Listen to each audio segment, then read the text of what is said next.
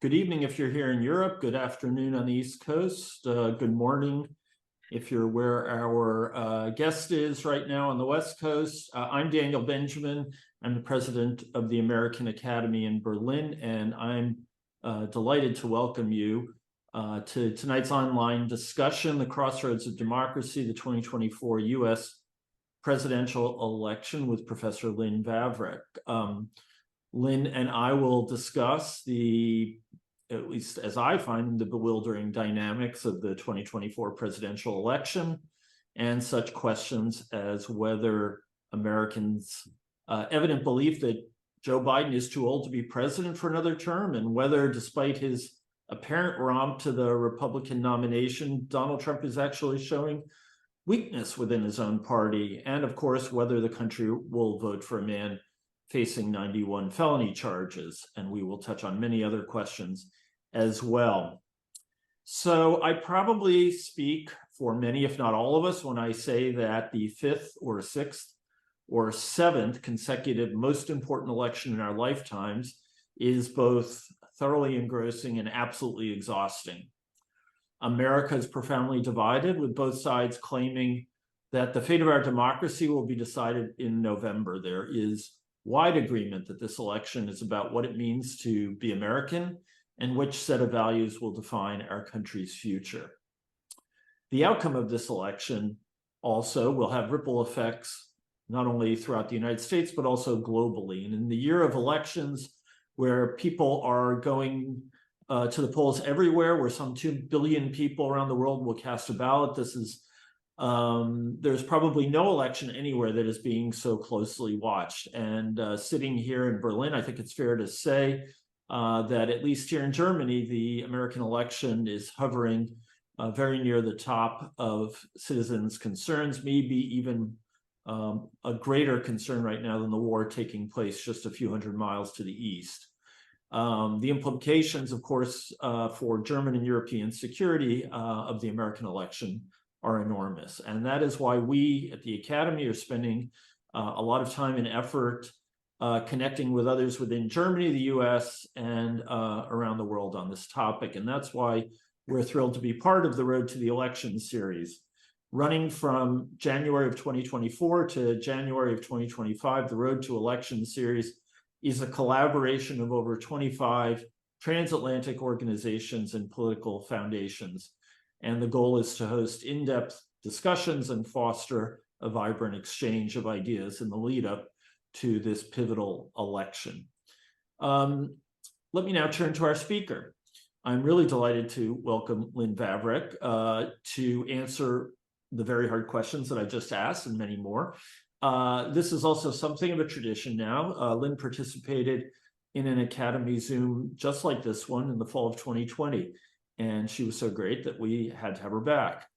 Lynn Vavreck is the Marvin Hoffenberg Professor of American Politics and Public Policy at UCLA. She is a member of the American Academy of Arts and Sciences. She's a contributor to the New York Times, and she is the author or co-author of 6 books, including The Bitter End, the 2020 presidential election and the challenge to American democracy. Her 2016 book, Identity Crisis, was named, quote, the most ominous book, unquote, of 2018 by Washington Post Review, and Nate Silver dubbed her 2012 book the definitive account of that election. From 2019 to 2021, she helped develop and manage Nationscape, a 500,000 interview election survey, which means she knows more of what is on more people's minds than one can comprehend.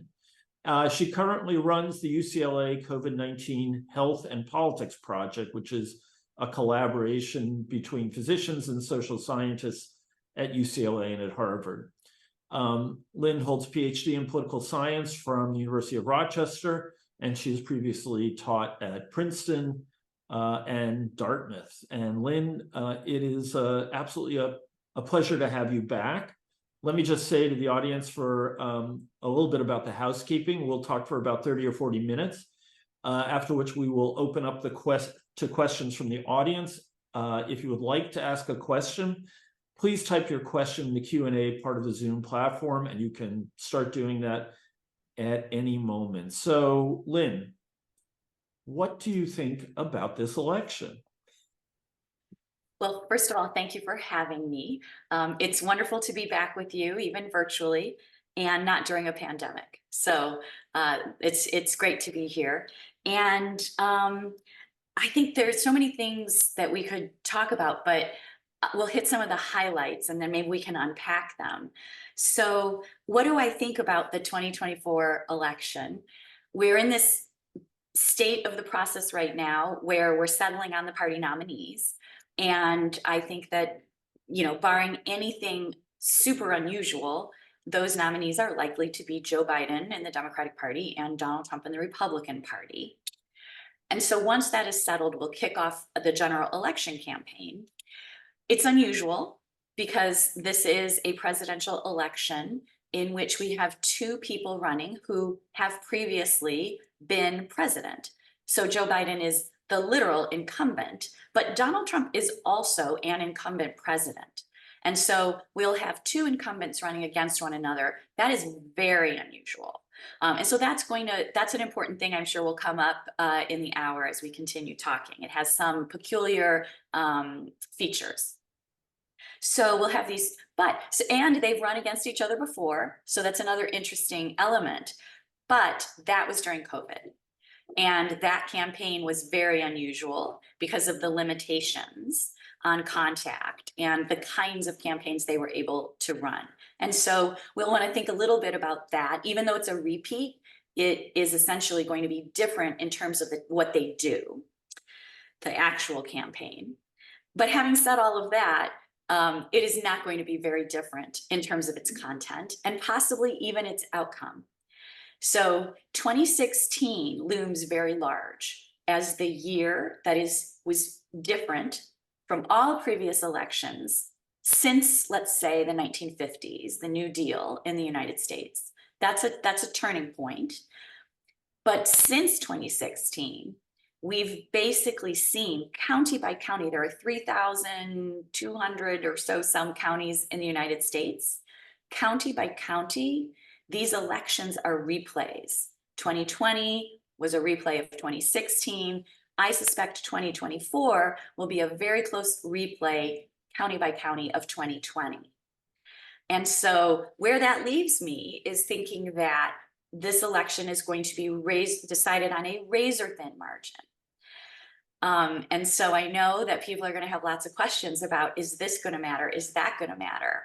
And all of my answers to all of that are going to be in the context of, I think this outcome is going to be razor thin. That is largely because of the Electoral College and that we're fighting at the state level here to count electors. So 2020, 3 states, roughly 30,000 votes decided the outcome of that election. In 2016, it was 3 different states and roughly 77,000 votes. So we cut that margin in half in 2020. What's going to happen in 2024? It is going to be close. That is the only prediction you will get me to make. And I think that means that both parties are going to focus a lot on mobilization and all of these things that affect people at the margins are going to be important. Well, great. I can't wait for that. Okay. So listening to you, I'm reminded of the phrase from your 2020 book, and perhaps you used it in the earlier books as well. I don't remember. Calcified Politics. Maybe you want to explain that, because it seems to be the key concept here about how we as a polity are kind of stuck. Sure. So this is a concept that we describe and support with all that data you talked about, the 500,000 interviews, in a book that you referenced called The Bitter End, which is about the 2020 election. And this is work I did with John Sides at Vanderbilt and my colleague at UCLA, Chris Tasanovich. And we describe the state of American politics in 2020. We describe this as calcification. What does that mean? So calcification, like it does in the human body, makes things stiff and rigid. Calcification has made our politics stiff and rigid, hard to change. And it is derived of 4 factors. The first 2 are a long time in the making, and the second 2 are much more recent. So the long-term drivers of calcification, these have been happening over several decades, 2, 3 decades. The first is the increasing distance between the 2 political parties on average in the population in the United States. So that just means on average, the positions, what Democrats want and what Republicans want in the population. This has been going on in Congress for a long time, but this is now in the mass electorate. On average, these parties are looking to build worlds that are they're increasingly different from one another. The second driver of calcification is an increasing homogeneity within each party. So among people who call themselves Democrats, those people now are much more similar in terms of the kind of world that they want to build. And the same thing is true of Republicans. So we used to have, think of it about an ideological alignment within political party. Democrats are more likely to be liberal, Republicans are more likely to be conservative than at, say, 20 years ago, 30 years ago. We used to have conservative Democrats in the United States, and those folks have largely figured out, oh, we belong in the Republican Party, and vice versa. There were some liberal Democrats. So we've had this sort of sorting. And that means that people within each party are more alike. So the first thing, increasing distance between. The second thing, increasing homogeneity within. Those are the long-term factors. The more recent factors driving calcification are a change in the dimension of conflict in America. So since the New Deal, we have been fighting mainly over the role and size of government. What role should government play in your life? We've been fighting derivative of that over the tax rate, whether businesses, small businesses should pay higher or lower taxes, whether people who make over a certain amount of money should have increased taxes. So those are the kinds of things that we've been fighting over. And in 2016, that all changed. And Donald Trump came down the escalator, and he, in his declaration, changed the focal fight in American politics to a fight based on identity-inflected issues. So not identity politics, but literally a focus on policies that deal with identities. So things like immigration, religion, gender, and that refocusing of what we're fighting over has added to this sense of people not being willing or interested to check out what the other side wants. It's much harder to compromise, to think about giving a little on these identity-inflected issues relative to, say, the tax rate or the role and size of government. Those are a continuum. Oh, you want the tax rate to be 30%, I want it to be 37. Maybe we can compromise on 34. But same-sex marriage, we can't be married on Monday and Tuesday, not on Wednesday and Thursday, and on Friday only if we want to be. So these issues are different. And then the last thing that drives calcification or the stickiness of our politics is the fact that at this moment in time in the electorate in the United States, we tend to have a rough balance between people who call themselves Democrats and people who call themselves Republicans. So the parties are in rough parity in the electorate. And that means the elections are hard fought. Every vote counts. They're being decided by very few votes. And then all of that makes these elections feel very high stakes to people, including the 2 political parties. And then there's some negative externalities that come from calcification that I'm sure we'll get to. But those are the drivers of it. That's why it's sort of different now. People always say to me, politics feels so different. It is different. And this is one of the reasons why. So are there still independents in this universe? Yes. it's kind of a question how anyone could be independent in such a contested realm, but are there true independents now? Yes, absolutely. There are people who choose not to affiliate with either political party. And in fact, even people who do affiliate with one of the parties, this is not to say, I don't want people to think when we say there's distance between the parties, I don't want people to think that means that everybody in the Republican Party and everybody in the Democratic Party, that they're hanging out in the very far extremes of the ideological scale. That's not what I'm saying. I'm just saying on average, the parties are a little farther apart. Most people, are not extremists ideologically. And that's true of partisans as well as independents. And so, yes, there are independents, and they tend to pay less attention to politics.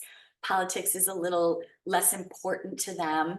And that makes sense. If it were very important to them, they would know which of these two worlds they really wanted to build.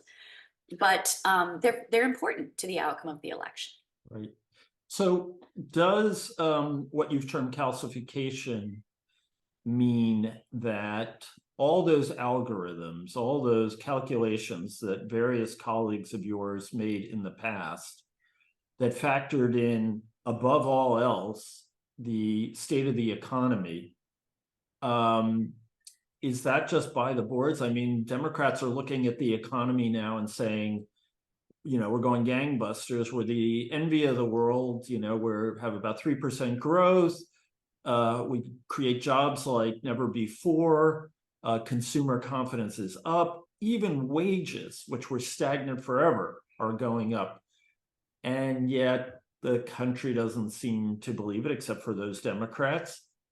Is that an artifact? Is that a reflection of all this? And does it mean the economy doesn't matter anymore? It does not mean that. And it takes a little bit of just pausing for a moment. Calcification doesn't mean that the same outcome is going to repeat itself over and over and over, and nothing matters except party identification. That is not what this means. It means the margins are smaller, but it also means that the margins are more important than ever. So when elections are turning on very few votes, those people who are being influenced by the state of the nation's economy, by incumbency, which is one of the ways that having two incumbents is very interesting, those marginal factors, we call them factors that work at the margin because they're always potentially pivotal. They are still potentially pivotal. There are just fewer people to pivot, but that doesn't mean they're not critical. So the state of the nation's economy is definitely still an important factor in these outcomes. So maybe we'll come back to the economy, but you talked before about how important mobilization is. In 2018, 2020, and 2022, Democrats mobilized like their lives depended on it. And in all of those elections, they did better than they expected, pretty much. Is that any kind of indicator about the presidential election in 2024? I think that it is. There's no better strategy to adopt if you're a practitioner than the one that worked the last time. Mm-hmm. And so, yes, I think that you will see a very serious mobilization effort on both sides. It seems like Democrats do it more, but that's because they have to do it more. Their voters take a little bit more mobilization effort, but Republicans are doing it too. And both sides understand that they cannot sacrifice a single vote. Think of it this way. You could spend all your time and money trying to persuade that margin that we just talked about, which is shrinking, and you don't really know. If you work so hard to persuade someone who's at the margin and you convince them they should vote in this election, you're really only 50% sure they're going to vote for your party. You've tried really hard to persuade them, but you don't know because they're an uncommitted voter at the beginning. If you spend that same time of money and effort at mobilization to try to get every single one of the people, 100%, if I could get this person to go to the polls or to send in a ballot, we have an election coming up in California. If I could get them to put that thing in the mail, I know 100% they'd vote for my side. That's a better expected value. And so that's why you see so much effort on both persuasion and mobilization. As a person who has spent their whole life studying this, do you find it dispiriting that the election hangs on the decision of some people who don't think about these things very much at all? It's ever so. So that's not new. It has never dispirited me. I'm not saying that they don't know anything. It's just, people have lives, and despite the fact that a lot of us, and presumably people on this webinar, think about politics and current affairs every day, there are just a lot of people for whom this doesn't make it to the top of the thing they're thinking about that day. They work 2 jobs, they have 3 kids, they've got a big project at work, and that is okay. I don't think you need to think about it every day. I don't mean to suggest that these people are flipping coins, that it's random who they're going to vote for.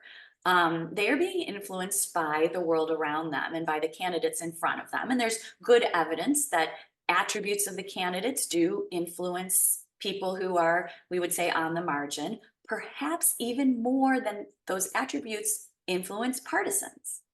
And we can talk about what you make of that, but I don't mean to suggest that this is a crisis. All right, I was just being a little cheeky there. Okay. I do want to move on. In the introduction, I mentioned the fact that Donald Trump, at least according to some interpreters, is actually showing significant weakness in primaries that he has nonetheless dominated. So in New Hampshire, he won 60-40, maybe a little lower. In Iowa, there was a significant number of people who still voted for Nikki Haley. In South Carolina, again, although she, as the phrase would have it, got her clock clean, she still got a fair number of votes. Does this indicate to you that there are enough Republicans who won't vote for him, and also enough independents, since the ones I mentioned, the races I mentioned, were all open primaries, that his drawing power among independents is really limited, and that this is a vulnerability that certainly bears watching and may be decisive? I think that he, of course, would like to be winning by a bigger margin. And I'm sure he and his team do think about this. I do not think that it is any more of a vulnerability than it has been in the past 2 elections. We've always known there's a set of people in the Republican Party who are not keen for Donald Trump. And I think that's what we're seeing. That shouldn't be news. We've known that. And so a little bit of this is, I'm going to use the word desperate. I don't mean that pejoratively, but as I say that, I don't know if there's any other way to mean it. But let's say a fervent effort to really read the tea leaves here of these election outcomes, and to look, are there weaknesses? Are there vulnerabilities? Oh, here, this could be bigger. But part of our job as social scientists is to look for patterns, at a moment in time, but also across time. And so it's really important to remember that even in 2016, not everybody in the Republican Party was voting for Donald Trump. This does not mean that they are not going to vote for him in the general election when he's running against a Democrat, and Right. vice versa. Same thing is true for Joe Biden. And yeah, Joe Biden's poll numbers remain, his approval ratings remain remarkably low for an incumbent at this point before an election. And yet, as I mentioned before, Democrats have done really well in midterms and in special elections and the like. How concerning should Democrats be about the age issue, assuming nothing dramatic happens between now and November in terms of his health? I mean, it's kind of striking that we'd have two really comparative, very old candidates now. But anyway, how much do you think that is going to be a decisive issue? So I think there's good news and bad news on this topic, barring, as you say, any unforeseen changes to the health of either candidate. The good news is that if you're Joe Biden or if you're Donald Trump, this issue should not advantage either candidate because it is an attribute they both share. So the easiest way to make something irrelevant to the decision in an election is to have both candidates take the same position on that issue or have that same attribute. And when you think about, I think back to 2008 when John McCain was running for the Republican nomination. And every now and then people would whisper something about his age. And immediately people, oh, that's ageism. Oh, that's terrible. You can't discriminate against people based on age. There was a real reaction to that. And now we're in this world where both candidates share this attribute, and nobody is suggesting that we stop talking about it because it's ageist. And I think that's largely because both candidates share this attribute. It's to no one's benefit to sort of raise this as an issue. Neither one of them is going to have an advantage on this. So that's the good news from the candidate's perspective. The bad news, of course, is that in the electorate, people are very displeased by these choices, and their age seems to be a factor. Now, whether it actually is a factor, I think we could have a longer conversation about. It's a very convenient attribute to grab onto. So that's the bad news, is that people view it as maybe dampening support. But again, these elections are going to be very close. Both sides are going to mobilize heavily. And so I think if I were one of these two candidates hearing, that people are not excited about this election because the candidates are uninspiring, and a lot of that has to do with age, I might just say, we're prepared through our efforts to mobilize everybody. And so this may not be a factor on election day. Interesting. It certainly does seem like there's an imbalance in the coverage that focuses on Biden's age. One of the podcasters described this as a race between old and crazy, and so the framing about Trump is very much about his really extraordinary remarks, and the framing around Biden is that he's not vigorous enough for the fight and for another term. And it makes you wonder how much they will cancel each other out. I don't know. I mean, what do you think? Well, again, we're talking about the people at the margins, because if you are a Democrat, you want to live in the world that the Democratic Party wants to build. And right now, that's the world that Joe Biden wants to build. And you don't want to live in the world that Donald Trump wants to build. And the question is, for people who call themselves Democrats, is the fact that Joe Biden might not have energy for the fight, are those people good, oh, I'm gonna vote for Donald Trump then. No, there's no chance. So we're really talking, that's why I focused on mobilization in my answer. We're really talking about whether those people are gonna stay home. They could write someone else in, but everybody knows. So I'm going to give you one little statistic from the bitter end. This is one of my favorite figures that we've ever put in one of these election books. Uses data from the American National Election Study, which is the largest collection of political attitudes in the world. It goes back to the 1940s, is still ongoing. We've been asking a lot of the same questions over the same period of time. And starting in the 1940s, they asked people, voters, not voters, citizens, do you think there are important differences between the two political parties? And in the 1950s and 60s, the rate of Americans, the share that said, oh yes, I think there are important differences between the parties, was about 50%. So people didn't see very much difference in the worlds that those two political parties in the 50s and 60s wanted to build. And that led some people in the American Political Science Association to write a very long and serious report calling for a more responsible two-party system. How could there be accountability if both parties wanted to do the same thing? How could voters be represented?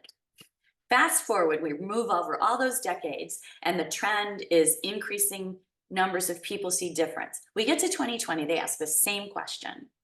The share of Americans who said that they think there are important differences between the two political parties is now more than 90%. It's about 92%. That is literally almost everybody in the population. And that's what we're talking about. The age of the candidate, people see these parties as wanting to build very different worlds. The age of the candidate is not going to make them vote for the other side, especially when the other side is also the same age. So we're really talking about getting everybody mobilized. So let's talk about the issues that are mobilizing the base, and in some cases, more than the base. And I'd love it if you could sort of give me your gloss on whether you think that it's kind of equivalent, or whether you think either of these issues has more valence in the larger electorate. So the first one, of course, is the Dobbs decision and the right to abortion. And right now, lots of people are discussing decisions like the one in Alabama, which has cast a doubt over the future of in vitro fertilization. And then there's been all kinds of other discussions that are going on about all kinds of issues related to people's very personal behaviors and reproductive freedom and so on and so forth. The other side of it is the border and migration. And this also seems to be an issue that has people enormously wound up, and not just in the Republican Party, but also in the Democratic Party. So I was wondering if you could give us your assessment of these issues and whether one is more likely to turn out people than the other.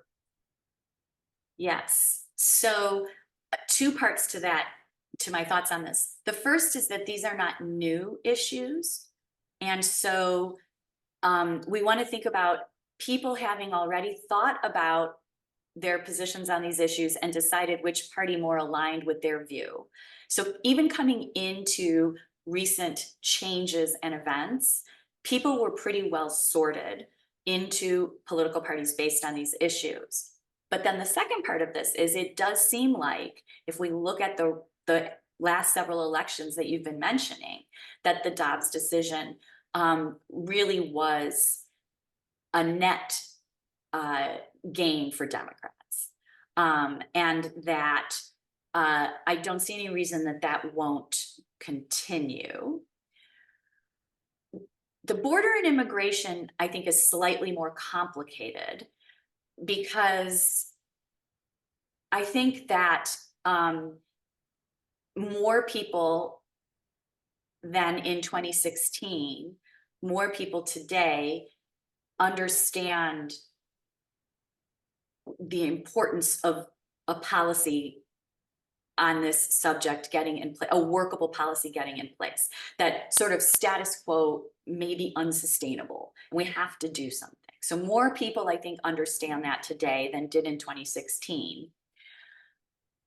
I think that the sort of pendulum now is also with the Democrats because of the way that the compromise failed in Congress, because Donald Trump said, don't give them this win.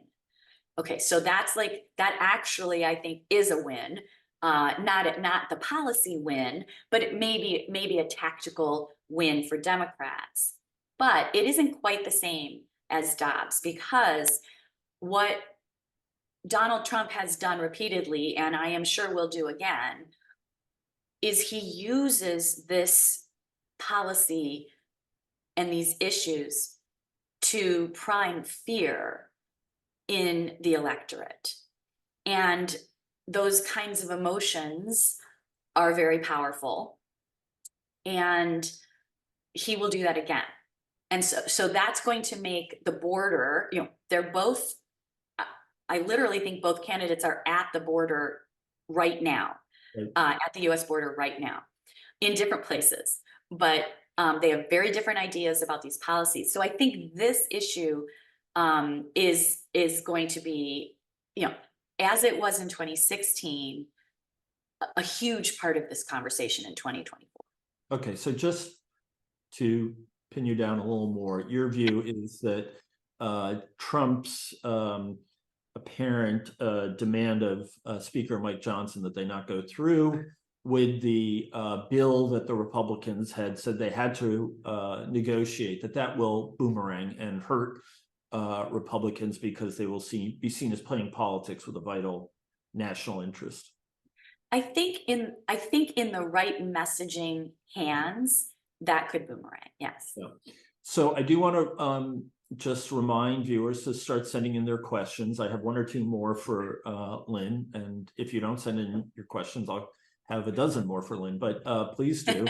Okay, so two questions that I know are on everyone's minds. Number one, it appears muddled, the situation with Donald Trump's legal troubles.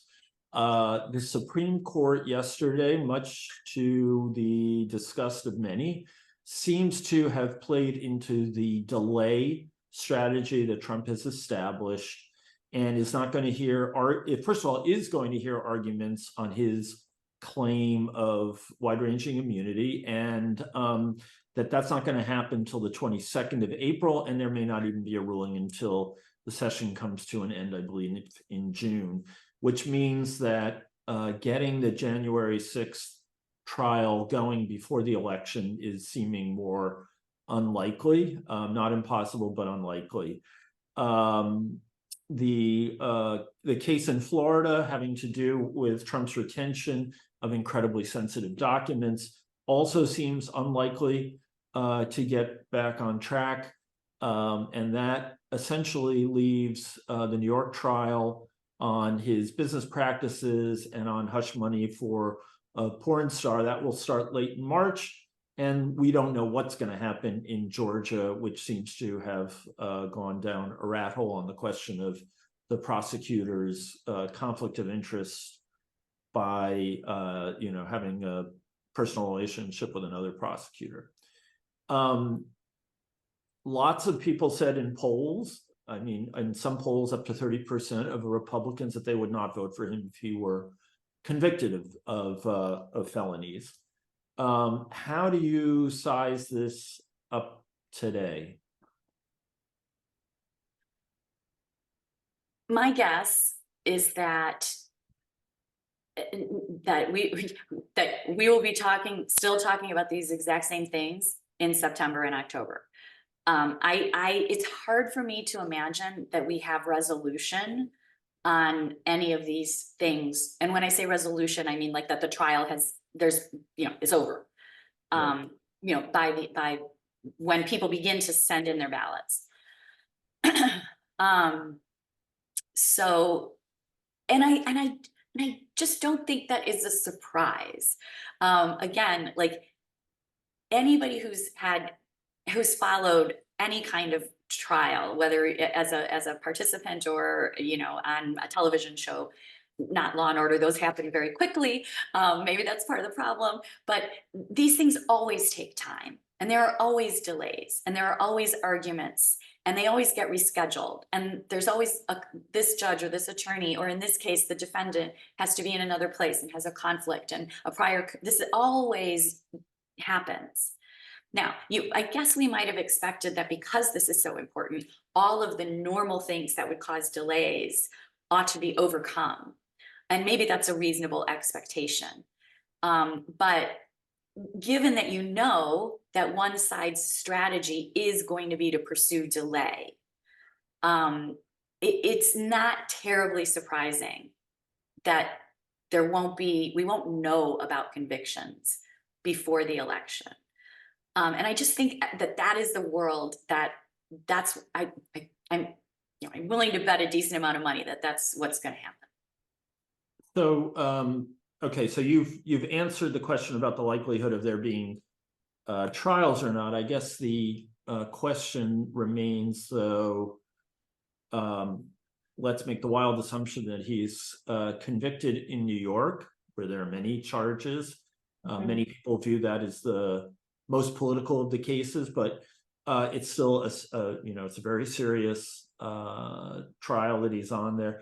Let's assume he gets convicted of that, and all the others are sort of treading water. Do you think it makes a difference, or is it again a case where we're also calcified that we know what we think regardless of the outcome? I think I would say that I'm not sure I would bet on it will make a difference, but I don't think it's so much because of calcification. And in this case, more that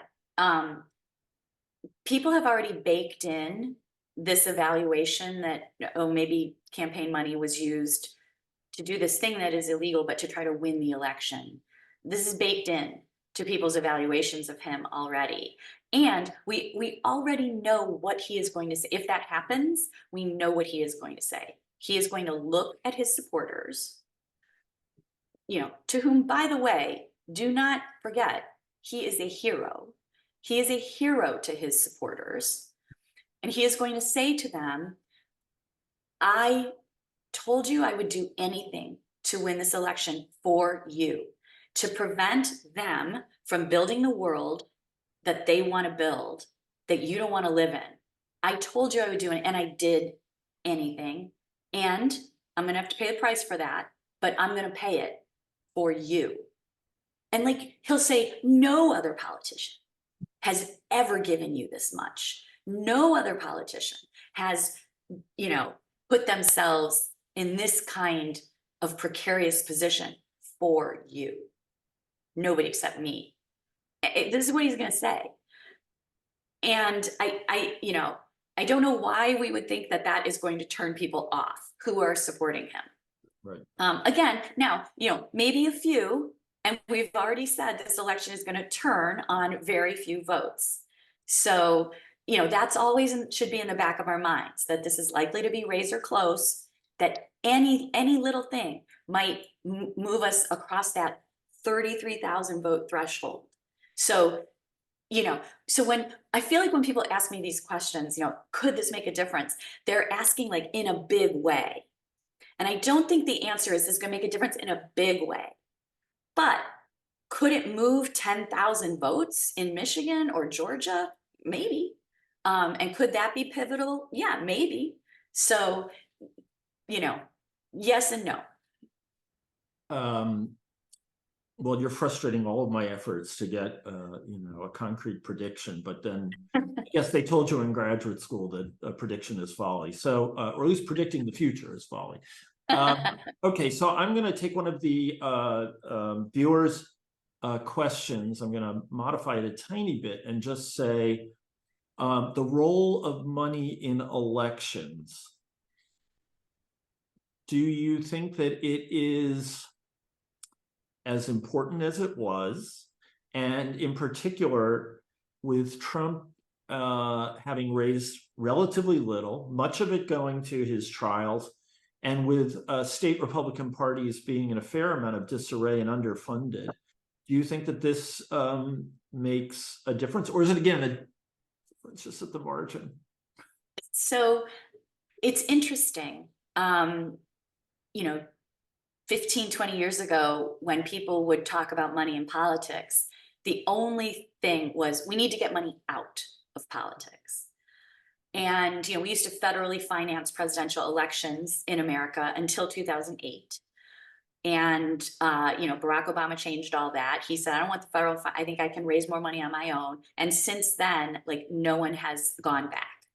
So now candidates are raising unlimited amounts of money, just more and more and more. And in some sense, I think there is a sense that the internet and technology and how parties and campaigns have used technology has really enabled more people to participate in the giving of money, to feel a part of these organizations. And if you know a little bit of social psychology, you know, there's a lot of research saying that, you know, if you can even get me to, you give me a lapel pin and if I wear it, I feel a part of your group, or I give you $5 and I feel invested now in your group. And so I feel like the campaigns like this, the parties like it. And I think voters are less in the sense of like, we need to get all the money out. They feel part of the team and they want to be part of the team. And so what are they using the money for? I see as part of the question. A lot of it is going to political advertising. So, you know, they do a lot of polling, but a lot of this money is spent on political advertising. And does that have any effects? Yes. It has small effects in size. So if you roughly, it's always about balance in these contests, it's competition. So it isn't about just a level of it. I have to run, you know, 5 ads a night, every night in your media market. No, I have to run more ads than you, my opponent. If my opponent's running 10, I have to run 11. You know, if they're running 2, I can run 3. So it isn't so much about the level, it's about the balance vis-a-vis your opponent.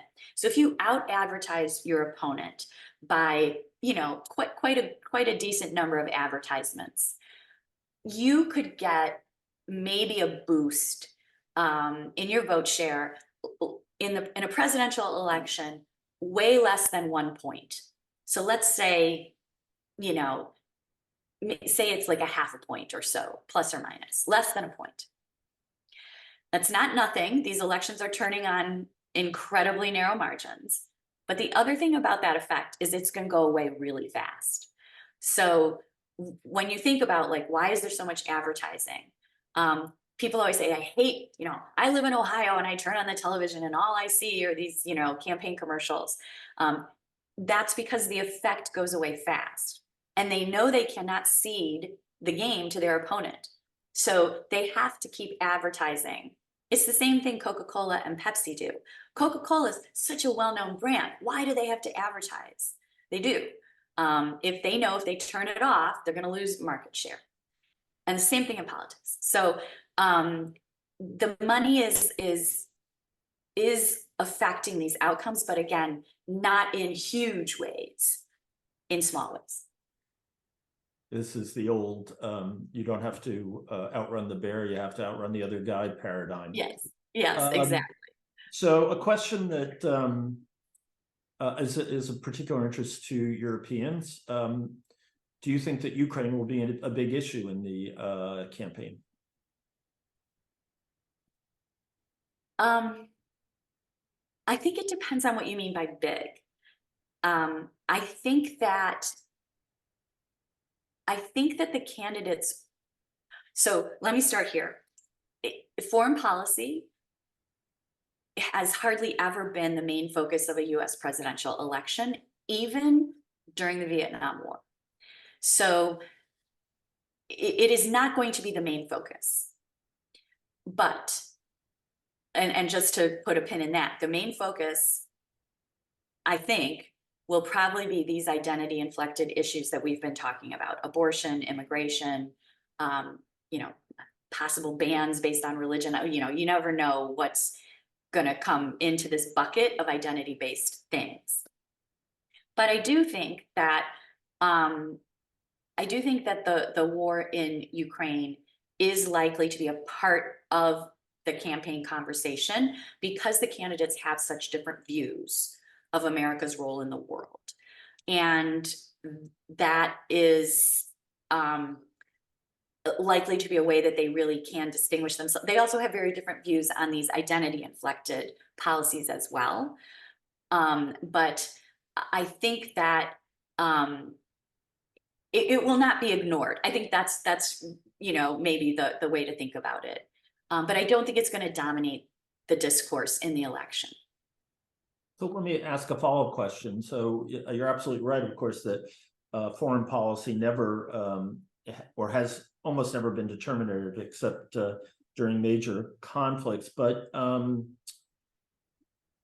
in a case like this, you actually have what seems to be the majority of the Republican Party supporting, not a large majority, but a majority of the Republican Party supporting American funding and arming of Ukraine, and you have the extreme wing of the party, the sort of Freedom Caucus part of the party opposing this. And I'm curious if you think that could erode the base, or is it ultimately something that people are likely to just swallow and say, well, you can't get everything? I'm not sure, I think is the honest answer to that. And one of the reasons that candidates rarely go to foreign policy as the main focal content of their presidential campaign is that context can change very quickly in these global conflicts. And if you're a candidate, that's complicated for you. You take position X, all of a sudden the world changes, and now your position is really on the wrong side of public opinion. And a little bit, this conflict, now several years old, I think back to 2 years ago, this week, maybe possibly even, or around this week when it started. Yeah. And I remember, I teach a class at UCLA on America in the 1960s. And we do a big part of this on the Cold War that gets us into the 1960s.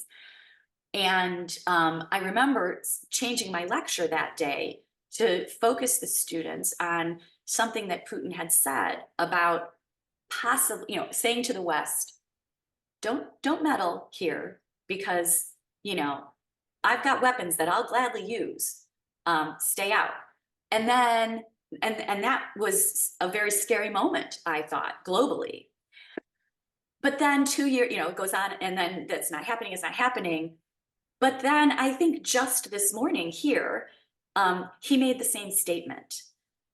And so I think that if this becomes a conversation about nuclear weapons, this could change.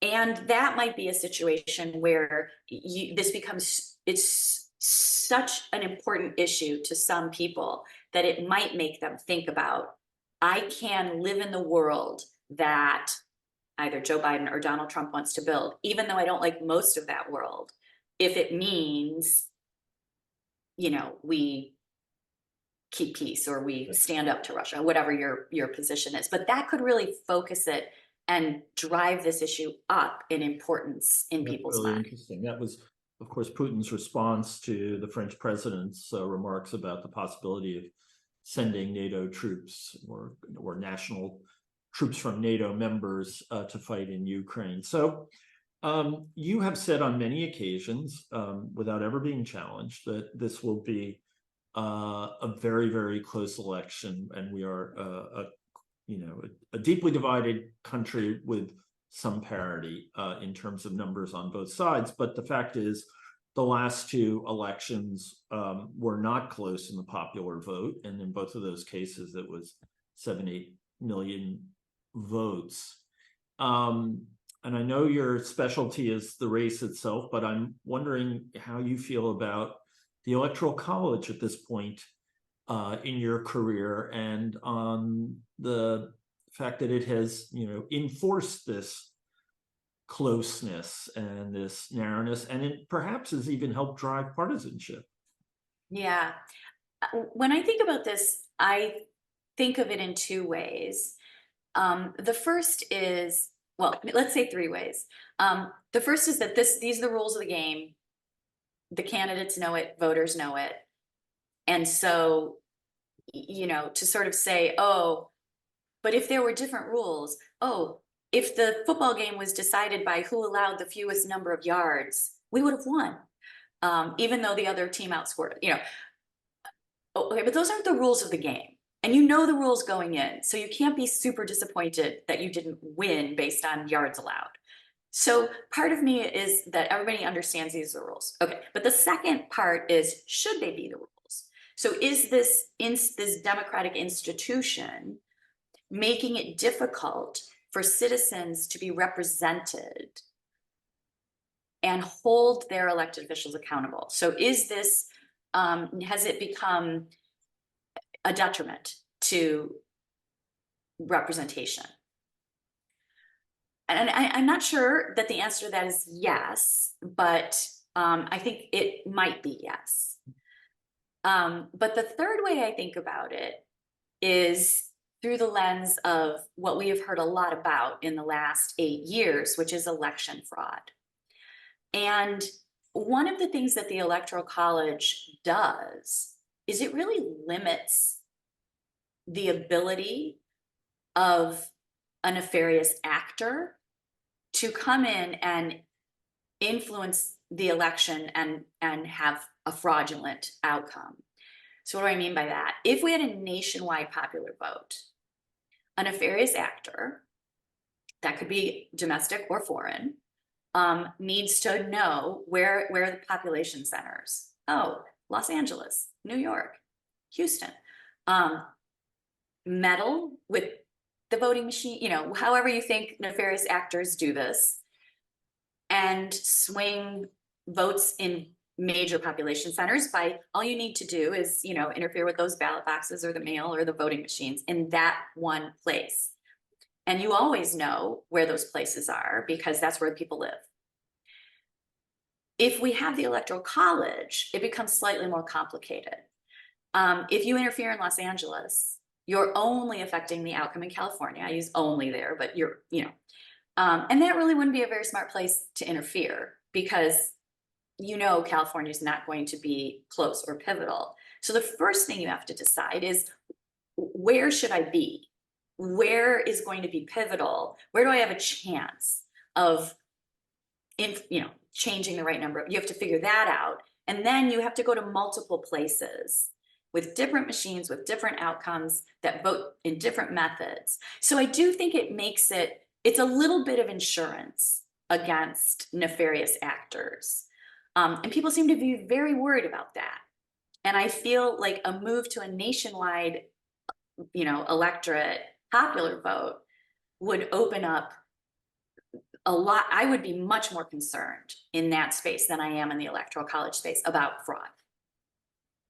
And you feel that way even though we nearly had fraud that was only possible, an attempted fraud that was only possible because of the Electoral College the last time around? Say a little bit more about why that's only. I mean, with all of the slates of false electors that were being drawn up. Oh, I see. It seems like every system has its way of being gamed, and that one, that was Yes. not trivial. Yes, so that is in the book that you referenced earlier, the Bitter End. The subtitle, A Challenge to American Democracy. That is the challenge to American democracy that we are talking about. When these elections are turning on so few votes and are so high stakes, the incentives of the political parties are very different than they used to be. So in 2012, which, it's not that long ago, but politically is like ancient history. In 2012, when the Republicans lost, the party held a retreat And they wrote 100 and some page report called the Growth and Opportunity Project Report, where they dissected their laws. And they said, hey, people aren't buying what we're selling. We got to change what we're selling to get more votes.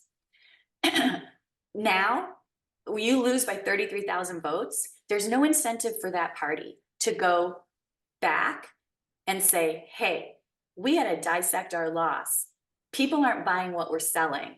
No, you almost won. People are buying what you're selling. It's much easier to think about changing the rules of the game to benefit your side. So you say, hey, you know what? If we make a first, instead of 10 yards, if the first down is 8 yards, maybe our side win. Let's change the rule. That's the challenge to American democracy. So you're absolutely right that that's the current threat. Now, your implication is that that same thing wouldn't be happening if we had this hypothetical other nationwide system.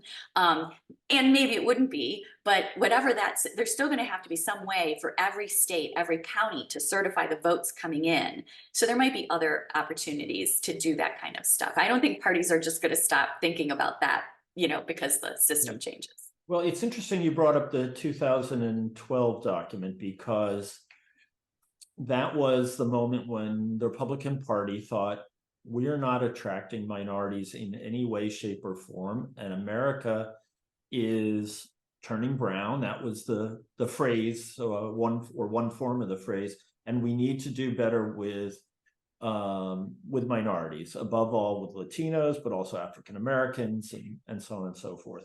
And of course, the staggering historical irony is that they didn't actually pursue that. They ran in the other direction as hard as they could to have identity inflected politics, as you've described it, focused on whiteness. And yet, despite it all, in another one of these crazy ironic turns, there are some questions about whether there is erosion of the Democratic Party's hold on minorities. And I'm curious if this is something you follow, what you think about what's going on.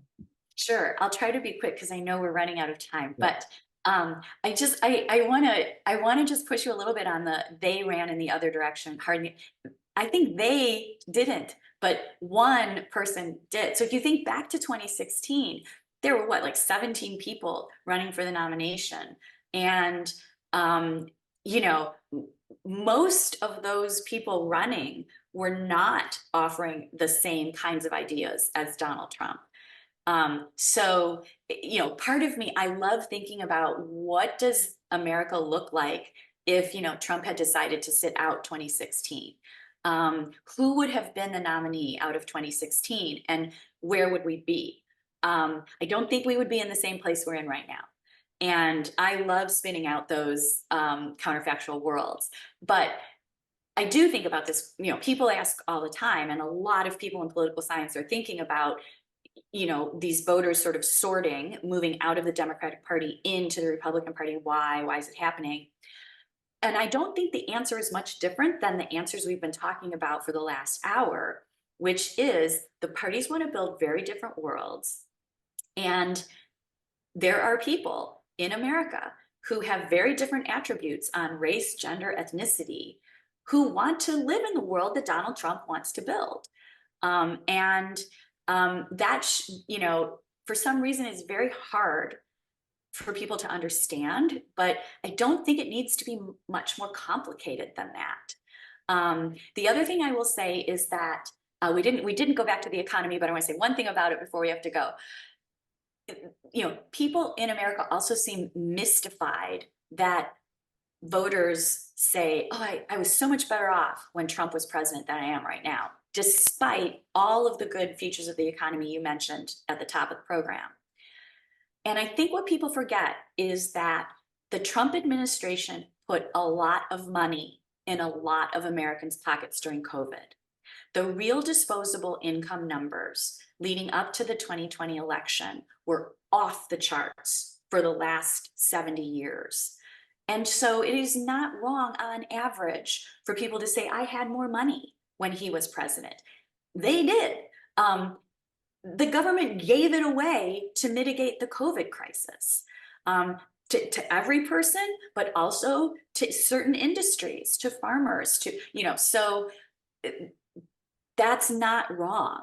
And so that could be a reason that people, I want to go back to that, not really recognizing that that was a COVID benefit program.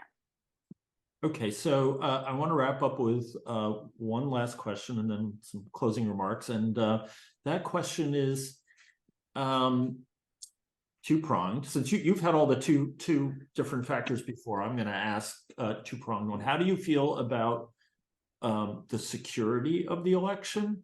I know that's not in the middle of your road, but how do you feel about that? And are you concerned about manipulation from inside or outside by deep fakes, AI, you name it, all those things we've come to think of as the devils of the moment? And then, perhaps even farther afield for you, but I think something that people are starting to think a lot about is, if Donald Trump loses, do you think that there will be violence afterwards as he disputes another election? On the first question,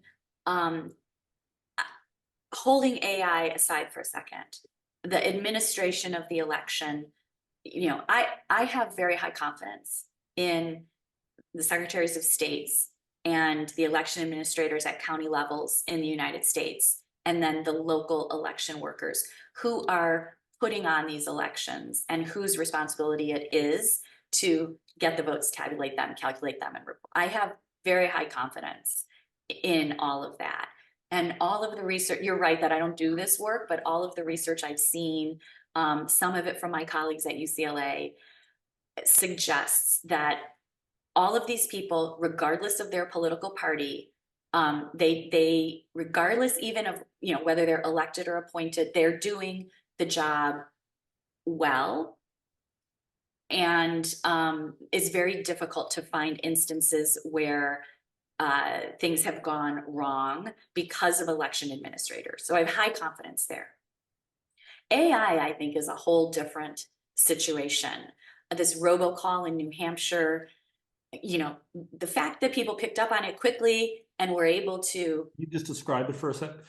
So in New Hampshire during or leading up to the primary, there was a robocall, so a call made to voters, by a computer dial call that used Joe Biden's voice, but it was not his voice. It was his voice, of course, but it was not a sentence that he ever said. And so, basically, you only need to say a very short, like 15-word sentence, and someone can take all those sounds of your voice and they can make your voice say anything. And that is what happened. Somebody made this pattern, this speech that sounded as if it were Joe Biden saying it, but it was not something he actually said. And it got sent out to lots of voters. But it was picked up on right away. And people sort of said, hey, if you got this call, this is AI, this is fake. But that doesn't mean that we're set up in a way to figure that out quickly in real time during a real election campaign, or that it's not going to influence those voters right at the margin. So I do think that is an area that is, but just like it is for the whole rest of the world in every industry.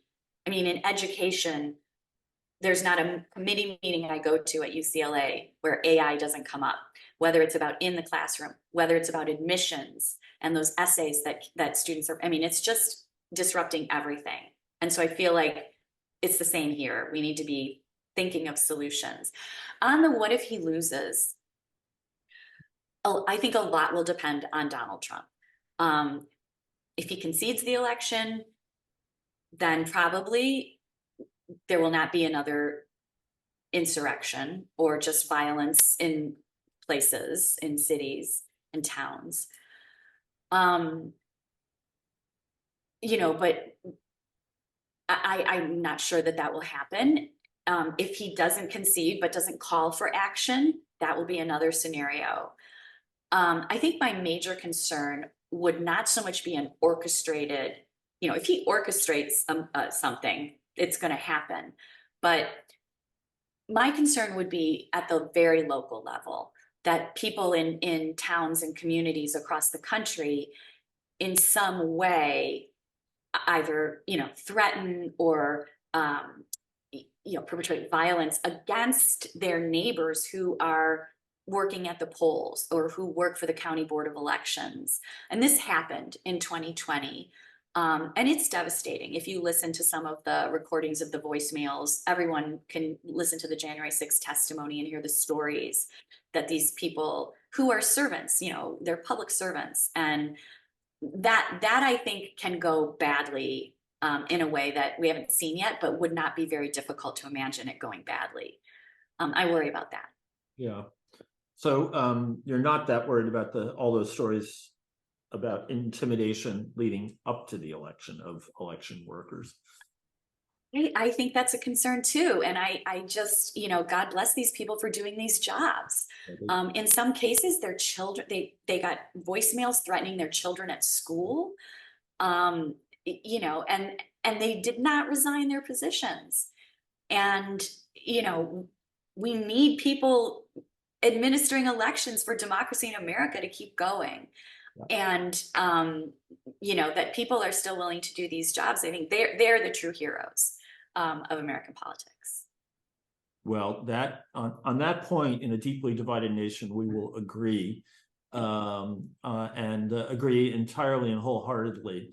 And Lynn, I want to thank you for a terrific talk tonight and for all kinds of insights, none of which I think are going to diminish any of our feelings that it's another most important election in our lifetime, which seems to be, at least according to your scholarship, our fate for the foreseeable future. So let me just thank everyone who's watching at home, and a quick note on our upcoming events on March 5th. At 7:30 p.m. Central European Time, we will be hosting Adam Weinberg, Alice Pratt Brown, Director Emeritus at the Whitney Museum of American Art. Adam is here as a fellow at the Academy, and he will deliver a lecture entitled Abstract Expressionism, Who's in the Picture? Everyone should think about that for a minute. And then on March 7th, also at 7:30 p.m., we will have our Nina Maria Gorison lecture entitled Victims in the Shadow of Conflict by Associate Professor of Political Science at Vanderbilt, Noam Lupu, probably someone you know, Lynn. And yes. Both of those events will take place at the Academy, and they will be live streamed. So feel free to sign up for the video or to be there in person. For more information, please check our website or subscribe to our newsletter and follow us on social media. Thank you so much for joining us. Thank you again to Lynn Vavreck. And who knows, Lynn, maybe we'll check in again and make 2024 the year we do 2 events together. Anyway, sounds good. Thank you so much for having me. Take care. You too. Bye now.